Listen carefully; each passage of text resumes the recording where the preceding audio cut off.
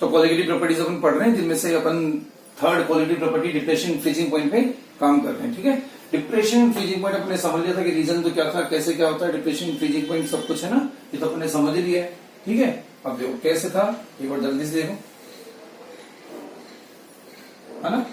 यहां तो vapour pressure था, ठीक है, यहां टेम्परेचर था, ठीक है, और ये अपन ने ये जो अपन ने ग्राफ बनाया, ये किसका ग्राफ है, ये ग्राफ बनाया अपन ने प्योर सॉल्वेंट के लिए। ठीक है, प्योर सॉल्वेंट, ये प्योर सॉल्वेंट का ग्राफ है। ये प्योर सॉल्वेंट की कौन सी स्टेट है, लिक्विड स्टेट। ये लिक्विड सॉल्वेंट, ये सॉलिड सॉल्वेंट, ठीक है, और इस टेम्परेचर पे दोनों के वेपर प्रेशर क्या हो गए थे, लिक्विड स्टेट और सॉलिड स्टेट के वेपर प्रेशर क्या हो गए थे, सेम हो गए थे। ठीक है, तो ये तो बन गया था इसका फ्रीजिंग पॉइंट टीएफ, टीएफ से डिनोट किया था। इस सॉल्यूशन का अपन ने देख लिया था कि सॉल्यूशन का वेपर प्रेशर लो रहता है, वो फिर लो टेम्परेचर जाके मीट करता है। ठीक है, और फिर ये बन गया था किसका फ्रीजिंग पॉइंट, ये बन गया था सॉल्यूशन का फ्रीजिंग पॉइंट टीएस। ठीक है, ये टीएस बन गया था, आ गया। ये जो ग्राफ है, अब ये ग्राफ है किसका, सॉल्यूशन का। ये सॉल्यूशन के लिए ग्राफ है, सॉल्यूशन 1 ले लेते हैं, चलो अभी ले लेंगे। सॉल्यूशन का ग्राफ है, ये सॉल्यूशन की कौन सी, लिक्विड स्टेट, लिक्विड सॉल्यूशन। ठीक है, तो अपन को देख लिया था, अपन ने देख लिया कि सॉल्यूशन का फ्रीजिंग पॉइंट क्या होता है। सॉल्यूशन का फ्रीजिंग पॉइंट होता है कि टेम्परेचर जिसपे सॉल्यूशन की लिक्विड स्टेट का और सॉलिड सॉल्वेंट का वेपर प्रेशर सेम हो जाए। ठीक है, सॉल्यूशन की लिक्विड स्टेट और सॉलिड सॉल्वेंट दोनों के वेपर प्रेशर जब सेम हो जाते हैं तो वो टेम्परेचर क्या बनता है, सॉल्यूशन का फ्रीजिंग पॉइंट। आगे बात समझ में। ठीक है, तो हमको दिख रहा है कि सॉल्वेंट का फ्रीजिंग पॉइंट, सॉल्वेंट का फ्रीजिंग पॉइंट कितना है, इतना है।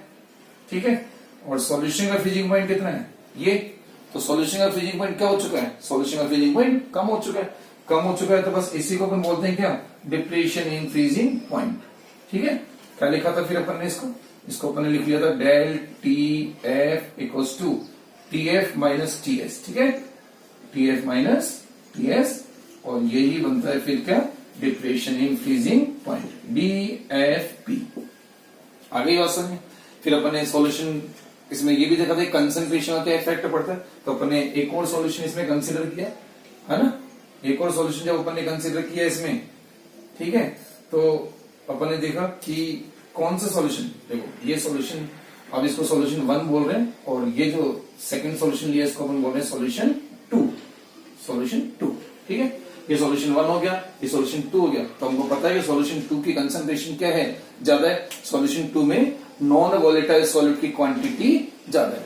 ठीक है, तो सॉल्यूशन 2 में नॉन वोलेटाइल सॉलिड की क्वांटिटी ज्यादा है, कैसे पता लगा, क्योंकि सॉल्यूशन 2 का वेपर प्रेशर क्या आ रहा है, कम आ रहा है, और जितना ज्यादा आप नॉन वोलेटाइल सॉलिड ऐड करते हो वेपर प्रेशर उतना ही क्या होता जाता है, कम होता जाता है। ठीक है, तो इसलिए फिर सॉल्यूशन 2 में सॉलिड की क्वांटिटी ज्यादा है। ठीक है, तो यहां से अब देखें तो अब इसका फ्रीजिंग पॉइंट, सॉल्यूशन 2 का फ्रीजिंग पॉइंट तो और भी क्या हो गया है, पीछे चला गया। ठीक है, टीएस डैश, तो अब डिप्रेशन फ्रीजिंग पॉइंट और ज्यादा हो गया। यहाँ पे पहले डिप्रेशन इतना सही था, अब डिप्रेशन क्या हो गया, ज्यादा हो गया। ठीक है, तो यहां से अपन ने ये भी समझ लिया था कि क्या, कि depression in freezing point concentration के क्या होता है, डायरेक्टली।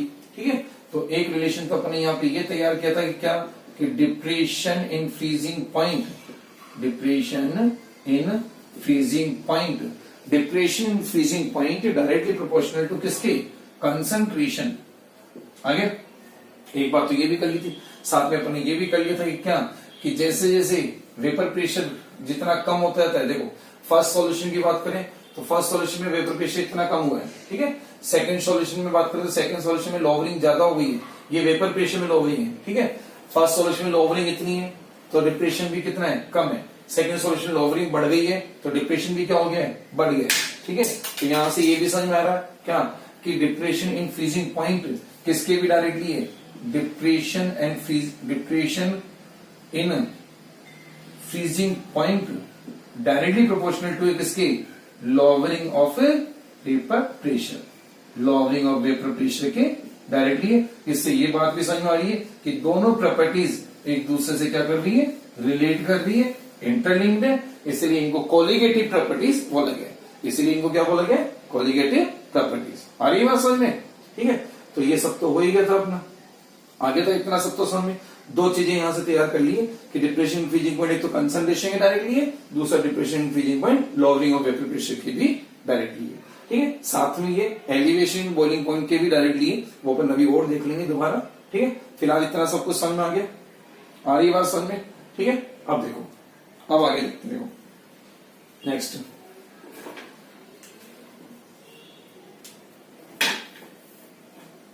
है ना, अब हमारा काम क्या है इसमें, अब हमारा काम है डेल टीएफ के लिए फॉर्मूला तैयार करना, है ना, उससे कैसे डेल टीएफ को कैलकुलेट करेंगे ये सब काम करना। ठीक है, तो अब देखते हैं, देखो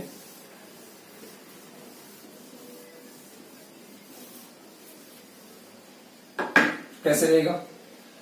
सिंस अब हमको समझ में आ गया है कि del T f directly proportional to है किसके, कंसंट्रेशन के। ठीक है, डायरेक्टली प्रोपोर्शनल टू कंसंट्रेशन के। अब कंसंट्रेशन हम कौन सी लेते हैं जनरली, हमको पता ही है कि कंसंट्रेशन कौन सी लेनी है, W/W कंसंट्रेशन लेनी है, क्योंकि हमारे जो एक्सपेरिमेंट है उसमें टेम्परेचर हमारा क्या हो रहा होगा, चेंज हो रहा होगा। ठीक है, टेम्परेचर चेंज हो रहा होगा, तो इसलिए टेम्परेचर जब चेंज हो रहा होगा तो फिर क्या हम W/V कंसंट्रेशन को यूज नहीं कर पाएंगे, तो W/W कंसंट्रेशन को प्रीफर करेंगे। ठीक है, अब W/W में भी ज्यादा कॉमन कंसंट्रेशन कौन सी है, मोलैलिटी। ठीक है, तो अब आप इसको मोलैलिटी की टर्म्स में भी ले सकते हो, तो del T f directly proportional to किसके, मोलैलिटी। मोलैलिटी इसका सिंबल स्मॉल एन। ठीक है, सिंबल है, यूनिट भी होती है। ठीक है, ये del T f directly molality. अब प्रोपोर्शनलिटी का साइन हटाएंगे तो del T F equals to क्या हो जाएगा, के एफ इंटू मोलैलिटी। ठीक है, के एफ इंटू मोलैलिटी। अब ये सारा काम बिल्कुल वैसे चलेगा जैसे एलिवेशन इन बॉइलिंग पॉइंट में चल रहा था। एलिवेशन इन बॉइलिंग पॉइंट में जो डेरिवेशन जो फॉर्मूले तैयार किए थे सेम सब कुछ वैसे वैसे यहाँ चलेगा, बस थोड़ा सा डिफरेंस क्या होगा, वहां पे डेल टी बी हुआ करता था, यहाँ डेल टी एफ हो जाएगा, वहां के बी हुआ करता था, यहाँ के एफ हो जाएगा। तो जो भी चीजें बॉइलिंग की टर्म्स में थी वो सब किस में आ जाएगी, फ्रीजिंग के रिस्पेक्ट में आ जाएगी, तो बी की जगह पे एफ आ जाएगा। ठीक है, अब जैसे यहाँ पे अपन ने कॉन्स्टेंट लगाया के एफ, तो वहां भी अपन ने कॉन्स्टेंट लगाया था। ठीक है, तो उस कांस्टेंट को नाम दिया था अपन ने क्या, के बी को क्या बोला था अपन ने, मोलर एलिवेशन कांस्टेंट। तो वैसे के एफ को क्या बोलेंगे, अब के एफ को बोलेंगे molar depression constant, molar depression constant क्या बोलेंगे, मोलर डिप्रेशन कांस्टेंट। और जैसे के बी का फिर एक और नाम रखा था इब्यूलियोस्कोपिक कांस्टेंट, उसका नाम इब्यूलियोस्कोपिक कांस्टेंट क्यों रखा, क्योंकि बॉइलिंग पॉइंट की स्टडी को हम क्या बोलते हैं, इब्यूलियोस्कोपी। तो उसकी स्टडी में जो कांस्टेंट यूज किया जा रहा है उसको हम बोल रहे हैं क्या, इब्यूलियोस्कोपिक कांस्टेंट। सिमिलरली वैसे ही क्या, डिप्रेशन इन फ्रीजिंग पॉइंट की स्टडी या फ्रीजिंग पॉइंट की स्टडी को हम बोलते हैं क्या, क्रायोस्कोपी। क्या बोलते हैं, क्रायोस्कोपी। और क्रायोस्कोपी यानी कि जब फ्रीजिंग पॉइंट की स्टडी में जो कांस्टेंट यूज कर रहे हैं उसको हम बोलेंगे क्या, क्रायोस्कोपिक कांस्टेंट। इसलिए अब इसका दूसरा नाम क्या हो जाएगा, एक क्रायोस्कोपिक कांस्टेंट, क्रायोस्कोपिक कांस्टेंट। आगे बात समझ में, क्रायोस्कोपिक कांस्टेंट। ठीक है, क्रायोस्कोपिक कांस्टेंट हो गया, मोलर डिप्रेशन कांस्टेंट। अब यहाँ पे अपन मोलरिटी का फॉर्मूला पुट कर देंगे, तो अब इसका एक्सप्रेशन क्या बन जाएगा, डेल टी एफ का, del T F equals to के एफ इंटू मोलरिटी का फॉर्मूला क्या होता है, number of moles of solute upon mass of solvent in KG. ठीक है, अब number of moles of solute कितना, क्या NB, मास ऑफ सॉल्वेंट क्या WA। अगर मास ऑफ सॉल्वेंट को केजी में ना लें तो ग्राम में, क्योंकि है ना ज्यादातर हम किस में लेंगे, ग्राम में लेंगे, क्योंकि केमिस्ट्री में जो एक्सपेरिमेंट किए जाते हैं उनमें सॉल्यूशन की क्वांटिटी थोड़ी थोड़ी ली जाती है, बहुत ज्यादा भर भर के सॉल्यूशन नहीं बनाएंगे अपन, तो थोड़ा सा बना रहे, है ना, तो ग्राम में ये लिया, तो फिर ऊपर ये किस में आ जाएगा, ये आ जाएगा क्या 1000 आ गया। तो अब डेल टी एफ का एक्सप्रेशन ये बन जाता है। आ रही बात समझ में, del T F equals to के F into NB into 1000 upon WA आ गया ये। तो यहां से हो गई, अब यहां से वही यूनिट बना लेते हैं, unit of del T F, unit of del T F. Del T F की यूनिट क्या बनेगी, अगेन फिर से वही, डेल टी बी की यूनिट क्या बनी थी, टेम्परेचर है, टेम्परेचर का डिफरेंस है, तो टेम्परेचर की यूनिट क्या होती है, या तो केल्विन है ना, और या फिर डिग्री सेल्सियस। ठीक है, केल्विन और डिग्री सेल्सियस में हम इसको ले सकते हैं। ठीक है, आगे बात समझ में? तो ये तो हो गया इसका डेल टी एफ का फॉर्मूला। अब नेक्स्ट काम हमने जैसे बिल्कुल सिमिलर वैसे वैसे बिल्कुल सेम मौका वही जो एलिवेशन बॉइलिंग पॉइंट में किया था, ठीक है। अगला काम हमने क्या किया था कि के एफ को डिफाइन किया था और के एफ की यूनिट भी बनाई थी, सॉरी केवी है ना, केवी के डिफाइन किया था, केवी की यूनिट बनाई थी। सेम वही काम अब अपन के एफ के लिए करेंगे। चलो के एफ के लिए करते हैं। देखो के एफ के लिए देखो क्या रहेगा, के एफ के लिए के एफ तो डेफिनेशन एंड यूनिट ऑफ के एफ, डेफिनेशन ऑफ के एफ, डेफिनेशन ऑफ के एफ है ना। के एफ की डेफिनेशन करते हैं कैसे, जिस भी डेफिनेशन बनानी है अपन को फॉर्मूले से। सिंस फॉर्मूला क्या है, del T F equals to के एफ इंटू मोलैरिटी, यही फॉर्मूला है, ठीक है। अब फॉर्मूले से किसी की डेफिनेशन बनानी हो तो क्या करना पड़ता है, हमको पता ही है कि जैसे के एफ को उनको डिफाइन करना है तो उसके साथ की जितनी भी चीजें हैं उनको क्या कर दो, यूनिटी कर दो, वन कर दो। क्या कर देंगे, यूनिटी कर देंगे, वन कर देंगे। तो मोलैरिटी क्या कर देंगे, वन। तो जब मोलैरिटी कर देंगे वन, तो वन मोलर सॉल्यूशन क्या बोला जाएगा इसको, वन मोलर सॉल्यूशन। तो वन मोलर सॉल्यूशन, जब ये वन मोलर सॉल्यूशन बोल दिया तो del T F equal to किसके हो जाएगा, के एफ की। डेल टी एफ किसके इक्वल टू हो जाएगा, के एफ के। अब यहां से इसकी डेफिनेशन बना सकते हैं। यहां से इसकी डेफिनेशन क्या बनाएंगे अपन, क्या डेफिनेशन बनाएंगे, यानी कि one molar solution, one molar solution जिसमें कि नॉन वॉलेटाइल सॉल्यूट अपन ने ऐड कर रखा है। ये बार बार बताने की जरूरत नहीं क्योंकि हम सीपी पढ़ रहे हैं, कोलिगेटिव प्रॉपर्टीज हम पढ़ रहे हैं, तो ये बार बार बोलने की जरूरत नहीं कि सॉल्यूट हमारा कौन सा या सॉल्यूशन में क्या डिसोल्व किया हुआ है, वो अंडरस्टूड है। तो वन मोलर सॉल्यूशन के फ्रीजिंग पॉइंट में जितना डिप्रेशन ऑब्जर्व होता है यही उसका मोलर एलिवेशन कांस्टेंट कहलाता है और इसे क्रायोस्कोपिक कांस्टेंट भी बोलते हैं, है ना। तो डेफिनेशन लिख देता हूं मैं, क्या, the depression in freezing point, the depression in freezing point of one molar aqueous solution या वन मोलर सॉल्यूशन, ठीक है, इज कॉल्ड क्या, is called molar elevation constant. क्या कहलाएगा, मोलर एलिवेशन कांस्टेंट, ठीक है। अब हमको सॉरी एलिवेशन क्या, सॉरी डिप्रेशन, डिप्रेशन की बात चल रही, मोलर डिप्रेशन कांस्टेंट, ठीक है। मोलर डिप्रेशन कांस्टेंट, ये तो समझ में आएगा कि इसको अपन डिप्रेशन कांस्टेंट क्यों बोल रहे हैं, क्योंकि डिप्रेशन की स्टडी कर रहे हैं, डिप्रेशन फ्रीजिंग में, तो डिप्रेशन में यूज किया जाना कांस्टेंट, डिप्रेशन कांस्टेंट। और मोलर क्यों, क्योंकि ये वन मोलर सॉल्यूशन के लिए डिफाइन किया गया। किसके लिए डिफाइन किया गया, वन मोलर के लिए, इसलिए वन मोलर के लिए डिफाइन किया, इसलिए फिर यहाँ पे आगे क्या आ गया, मोलर। तो मोलर डिप्रेशन कांस्टेंट, आ रही है बात समझ में। ये था एक, तो इस तरह से डिफाइन किया था, सेम ऐसे केबी को भी अपन ने डिफाइन किया था। और अपन चाहे तो इसको मोलरिटी को तोड़ के भी रख सकते हैं, कैसे, आओ देखो, तो आगे ना डेफिनेशन समझ में।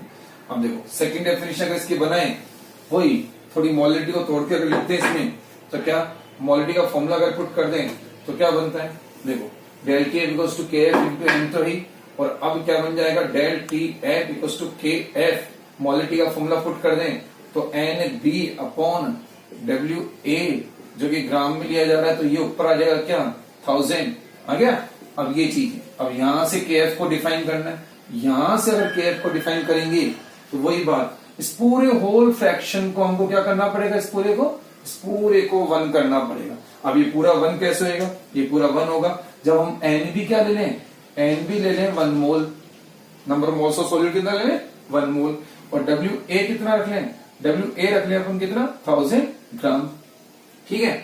तो अब 1000 से 1000 कैंसिल हो जाएगा और 1 आ जाएगा, तो ये पूरा होल फ्रैक्शन अब हमारा क्या हो चुका है, 1 हो चुका है, ठीक है। तो अब डेल टी एफ किसके इक्वल हो गया, डेल टी एफ वापस के एफ के इक्वल हो गया, del T F equals to के एफ, ठीक है। तो यहां से भी अब आप डिफाइन कर सकते हो, क्या डिफाइन कर सकते हो, डेफिनेशन क्या बनेगी, क्या, कि when 1 mole of solute dissolve in 1000 gram solvent, तो डिप्रेशन इन फ्रीजिंग पॉइंट जो हो रहा है वही उसका मोलर एलिवेशन कांस्टेंट कहलाता है ना। तो डेफिनेशन बनाते हैं क्या, when 1 mole of, है ना, non volatile solute, 1 mole of non volatile solute is dissolved in किसमें, in 1000 gram solvent, 1000 gram of solvent, उसमें डिजोल्व करेंगे then depression in freezing point, depression in freezing point, तो depression in freezing point जो आएगा, ठीक है, is called क्या, molar depression constant, molar depression constant. आगे बात समझ में, ठीक है। जब 1 मोल नॉन वाटर सॉल्यूट को ऐड करेंगे कितने में, 1000 ग्राम सॉल्वेंट में, तो जितना भी डिप्रेशन ऑब्जर्व होगा फ्रीजिंग पॉइंट में वो उसका मोलर डिप्रेशन कांस्टेंट या क्रायोस्कोपिक कांस्टेंट कहलाएगा। आ गया, ये तो हुई केएफ की डेफिनेशन। यूनिट बनाते हैं आगे, डेफिनेशन समझ में आ गई है ना। आओ देखो यूनिट की बात करते हैं, यूनिट, अब यूनिट क्या है इसकी देखते हैं। देखो यूनिट ऑफ केएफ, ये तो डेफिनेशन तो बनाएंगी, और यूनिट ऑफ केएफ, केएफ की यूनिट, तो यूनिट बिल्कुल इजीली बन जाएगी, इससे बन जाएगी डेल टी एफ, दोबारा लिख लेते हैं, del T F equals to के एफ इंटू मोलैलिटी, ठीक है। अब हमको इसकी यूनिट बनानी है, तो जिसकी यूनिट बनानी है उसको एक तरफ रहने दो, बाकी सबको एक तरफ ले जाओ, साइड में दूसरी साइड ले जाओ, तो डेल टी एफ अपॉन क्या, मोलैलिटी, ये है ना के एफ, ठीक है, मतलब कि लिख लेते हैं के एफ, ये बन चुका है ना, K F equals to del T F upon molality. अब डेल टी एफ तो टेम्परेचर है, इसके यूनिट केल्विन हो जाएगी, ठीक है। मोलैलिटी की डायरेक्ट यूनिट लिखो तो मोलैलिटी के लिए एन लिख सकते हैं, ठीक है। केल्विन में ना लो तो आप डिग्री सेल्सियस में भी ले सकते हो ना, कभी आपको इस तरह से मिल सकता है, तो उससे कोई फर्क नहीं पड़ेगा, एक की बात है, ठीक है। आ गया, तो केल्विन पर मोलैलिटी या डिग्री सेल्सियस पर मोलैलिटी। अब अगर मोलैलिटी की भी आप यूनिट डालना चाहो तो मोलैलिटी क्या होती है, तो ऊपर तो केल्विन है ही, ठीक है, नीचे क्या आ जाएगा, लो इसको लिख लेते हैं, ऊपर तो केल्विन आ ही रहा है, नीचे मोल्स पर केजी, तो केजी आ जाएगा ऊपर, ये केजी, तो अब यूनिट क्या बन गई इसकी, यूनिट बन गई है केल्विन केजी पर मोल, ठीक है, केल्विन केजी पर मोल। केल्विन का के कैपिटल के है, ध्यान रखें, और किलो का के स्मॉल के है ना, तो केल्विन केजी पर मोल। आ रही है बात समझ में, तो ये दो इसकी यूनिट बन सकती है, एक तो ये भी पता हो सकती है, और आप डायरेक्ट शॉर्ट में लिखें तो ये बन सकती है। आगे, तो ये हो गई definition of KF and unit of KF. फिर वही ये सारा काम बिल्कुल केबी के लिए भी किया था अपन ने, और अब वही जैसे केबी का एक अपन ने डायरेक्ट फॉर्मूला किया था, ठीक है, एंथैल्पी से रिलेट करके, वैसे केएफ का भी एक फॉर्मूला है, आगे तो समझे, ठीक है। तो केएफ का एक डायरेक्ट फॉर्मूला है क्या, जैसे केबी का एक फॉर्मूला था, केएफ का फॉर्मूला है क्या, M A R T F square, ठीक है। तो जैसे वहां पे M A R T D square था, तो टी डी की जगह देखा जाएगा टी एफ हो जाएगा, है ना, और अपॉन में डेल्टा एच, वहां पे था वेपराइजेशन, यहां पे लेंगे फ्यूजन, फ्यूजन एच इंटू 1000, ठीक है। केएफ का एक फॉर्मूला है, इसको अपन डायरेक्ट लर्न करेंगे, ठीक है। ये एंथैल्पी के साथ केएफ का रिलेशन बता रहे हैं, ठीक है। इसमें कौन कौन क्या क्या है, तो एम ए क्या था हमारा, M A molar mass of किसका, मोलर मास ऑफ सॉल्वेंट, ठीक है। आर अपना वही यूनिवर्सल गैस कांस्टेंट जो पीवी इक्वल्स टू एनआरटी में अपन यूज करते हैं, यूनिवर्सल गैस कांस्टेंट, ठीक है। और टी एफ क्या है, टी एफ है क्या, फ्रीजिंग पॉइंट ऑफ किसका, सॉल्वेंट, सॉल्वेंट का फ्रीजिंग पॉइंट, ठीक है। और डेल्टा फ्यूजन एच, ये क्या, enthalpy of fusion, enthalpy of fusion, fusion मतलब मेल्टिंग, फ्यूजन मतलब मेल्टिंग, तो मेल्टिंग की एंथैल्पी। आ रही बात समझ में। अब आप बोलोगे साहब हम तो फ्रीजिंग पे काम कर रहे हैं, फ्रीजिंग पे काम कर रहे हो तो एंथैल्पी फ्यूजन की क्यों ले रहे हो, तो अपन ने समझ लिया था कि फ्रीजिंग और मेल्टिंग का टेम्परेचर क्या होता है, सेम, है ना। मैं आपको समझाया था उसको कि हमने फ्यूजन वाली क्यों ली है। देखो यूं समझो, अगर लिक्विड कन्वर्ट हो रहा है किसमें, फ्रीज हो रहा है सॉलिड में, ठीक है, लिक्विड फ्रीज हो रहा है सॉलिड में, तो अब इसके अगर आप एंथैल्पी चेंज देखोगे तो वो बोली जाएगी फ्रीजिंग की टर्म्स में, किसकी टर्म्स में, डेल्टा फ्रीजिंग, फ्रीजिंग एच, ठीक है, डेल्टा फ्रीजिंग एच। मैं लिखता हूं नीचे, डेल्टा फ्रीजिंग एच क्या होगी, डेल्टा फ्रीजिंग एच ये होगी, डेल्टा फ्रीजिंग एच यानी फ्रीजिंग की एंथैल्पी, फ्रीजिंग की एंथैल्पी क्या होगी, एंथैल्पी ऑफ किसकी, एंथैल्पी ऑफ सॉलिड, ठीक है, enthalpy of solid minus enthalpy of liquid, ठीक है, सॉलिड माइनस लिक्विड। अब हमको पता है कि लिक्विड टू सॉलिड यानी फ्रीजिंग कैसा प्रोसेस है, एक्सोथर्मिक या एंडोथर्मिक? बताओ कैसा प्रोसेस है, एक्सोथर्मिक प्रोसेस है कि एंडोथर्मिक प्रोसेस है ना? तो ये एक्सोथर्मिक प्रोसेस है। कोई भी लिक्विड अगर सॉलिड में कन्वर्ट होता है तो वो ठंडा होता है, ठंडा होके ही तो लिक्विड सॉलिड में कन्वर्ट होगा, फ्रीज होगा तो, और ठंडा होगा तो वो अपनी एनर्जी क्या करेगा, रिलीज करेगा। रिलीज करेगा तो प्रोसेस कैसा हो जाएगा, एक्सोथर्मिक। तो इसकी डेल्टा एच का जो साइन आएगा वो आएगा कैसा, नेगेटिव। ठीक है, तो फ्रीजिंग की डेल्टा एच क्या आ रही है, नेगेटिव साइन के साथ आ रही है। अब अगर आप यहाँ पे फ्रीजिंग वाली रखोगे, फ्रीजिंग वाली अगर डेल्टा एच रख दोगे तो के एफ का साइन भी क्या हो जाएगा, नेगेटिव, और के एफ नेगेटिव नहीं होता है। ठीक है, के एफ का साइन क्या होता है, पॉजिटिव ही होता है। तो के एफ का साइन पॉजिटिव रखने के लिए हम डेल्टा जो यहाँ पे फ्रीजिंग वाली एच है उसकी जगह पे फ्यूजन की एच रख लेते हैं। क्यों, उसकी जगह पे फ्यूजन की क्यों रख सकते हैं, क्यों, क्योंकि न्यूमेरिकली अगर देखो, मैग्नीट्यूड वाइज अगर आप देखेंगे तो दोनों की न्यूमेरिकल वैल्यू सेम आ रही, खाली साइन का ही डिफरेंस होता है। ठीक है, कैसे, अगर आप इसको रिवर्स करके देखो, रिवर्स फॉर्म में सॉलिड कन्वर्ट हो रहा है लिक्विड में, तो अब ये इसकी जो एंथैल्पी है वो बोली जाएगी फ्यूजन की एंथैल्पी। कौन सी एंथैल्पी, फ्यूजन की एंथैल्पी। अरे असल में ये फ्यूजन की एंथैल्पी बन गई है। अब अगर आप फ्यूजन की एंथैल्पी लोगे, delta fusion H, delta fusion H, तो वो बोली जाएगी H liquid minus H solid. भाई फाइनल माइनस इनिशियल होता है, फाइनल माइनस क्या होता है, इनिशियल। फाइनल कौन सी स्टेट आ रही है, लिक्विड स्टेट। कब, जब मेल्टिंग कर रहे हैं, वापस आ रहे हैं। ठीक है, तो फाइनल स्टेट लिक्विड है, इनिशियल स्टेट क्या है, सॉलिड है। तो फाइनल माइनस क्या, इनिशियल।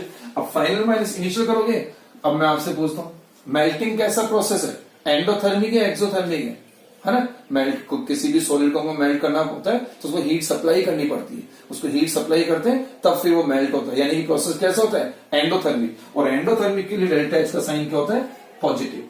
ठीक है, अब अगर आप देखो तो दोनों की न्यूमेरिकल वैल्यू सेम आएगी, मैग्नीट्यूड दोनों का सेम आएगा, बस केवल किसका डिफरेंस रहेगा, साइन का डिफरेंस रहेगा। ये बात समझ में?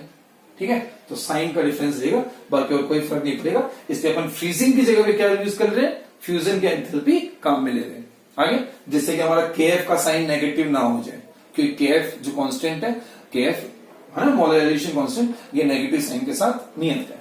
आगे, तो ये सब तो हो गया, तो ये डायरेक्ट याद करनी है। और फिर साथ में के एफ किसकी प्रॉपर्टी है, हमने ये भी देखा था के एफ किसकी प्रॉपर्टी होती है, के एफ सॉल्वेंट की प्रॉपर्टी होती है। ठीक है, ये अपन ने देख लिया था, it is the property of क्या, solvent. It is the property of solvent. जैसे के बी होता है सेम वैसे के एफ होता है। मतलब कि अगर मोर देन वन सॉल्यूशन है और सब में अगर सॉल्वेंट कॉमन है तो उनका फिर के एफ भी क्या होगा, सबका सेम होगा, है ना? कि के एफ में जो भी डेटा आ रहे हैं वो सब किसके लिए आ रहे हैं, सॉल्वेंट के रिस्पेक्ट में आ रहे हैं। आ गया, इसलिए के एफ किसकी प्रॉपर्टी होती है, के एफ सॉल्वेंट की प्रॉपर्टी होती है। अब ये बात समझे? ठीक है, तो ये हो गई यूनिट डेफिनेशन ऑफ के एफ का फॉर्मूला। ठीक है, आया है ना? तो ये तो हो ही गया, फॉर्मूला वगैरह हो ही गया। अब हमारा नेक्स्ट काम जो हर क्वालिटी प्रॉपर्टी से हमको करना होता है, क्या काम करना होता है, हर क्वालिटी प्रॉपर्टी से क्या काम करते हैं अपन, बताओ? हर क्वालिटी प्रॉपर्टी से हमको सॉल्यूट का मोलर मास भी डिटरमाइन करना होता है। तो करते हैं, देखो इसका मोलर मास का डिटर्मिनेशन क्या बना,